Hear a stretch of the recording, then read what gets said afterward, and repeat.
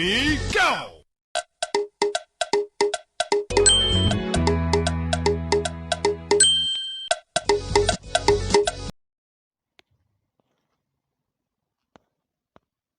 Breaking news.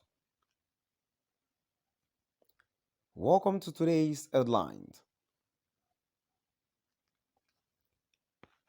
Can Peter Lobby victory in 2023 presidential election and Biafra agitation? Can Peter Lobby's victory in 2023 presidential election and Biafra agitation? To my dear listeners from wherever you listen from, please stay tuned as I read today's news. Despite the excitement in the southeast over Peter Lobby's presidential bid, support for the agitation for Biafra remains strong in the region. Since 1999, some groups have been seeking the secession of the southeast region from Nigeria to become the independent Republic of Biafra. Although the southeast is not the only region with separatist agitators, these groups have been most vocal and consistent in their quest.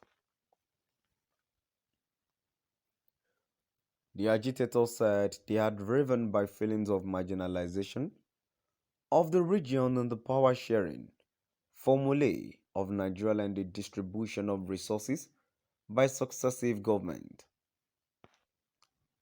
Also, alleged lopsided appointment by President Muhammadu Buhari to the disfavor of the Southeast have been linked to the resurgence of the pro-Biafran agitation in the region lately.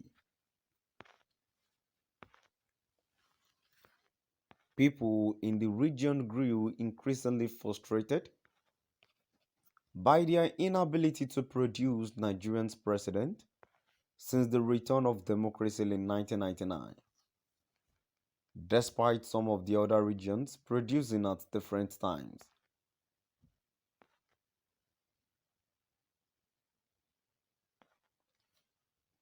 The region, which had largely supported the main opposition, People's Democratic Party (PDP), was disappointed that the party in May picked its 2023 presidential candidate outside the region. This was despite the clamor by Southeast leaders that the region should be given a chance to produce the president in 2023. Like the PDP, the ruling All Progressives Congress (APC) also picked its presidential candidate outside the region. The first attempt by the region to secede from Nigeria precipitated a 30-month civil war between 1967 and 1970, with the number of dead from fighting, disease, and starvation estimated at between 1 and 3 million, according to a report by Cable News Network.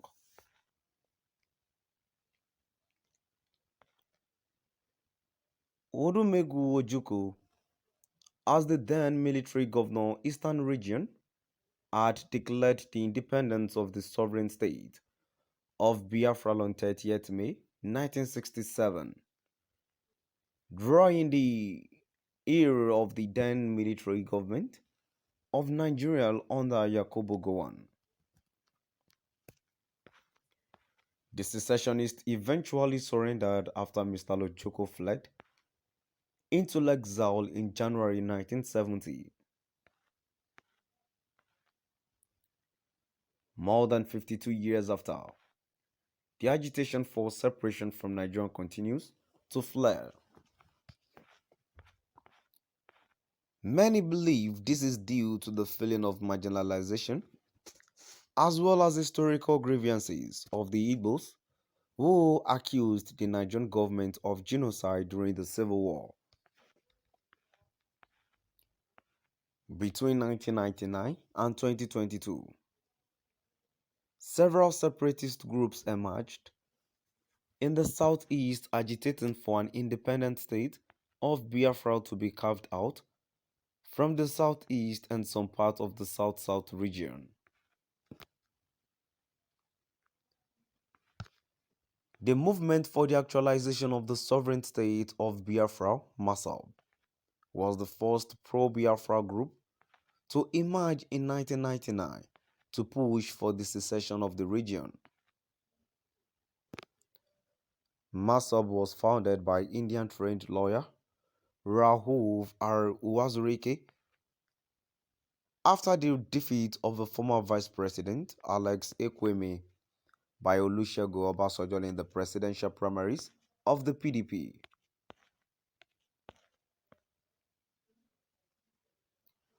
But the group failed to gain traction and virtually disappeared until President Goodluck Jonathan, who was massively supported by the Igbos, lost his re-election bid in 2015. Nnamdi Kanu, a supporter of Mr. Jonathan, later floated the indigenous people of Biafra, IPOB.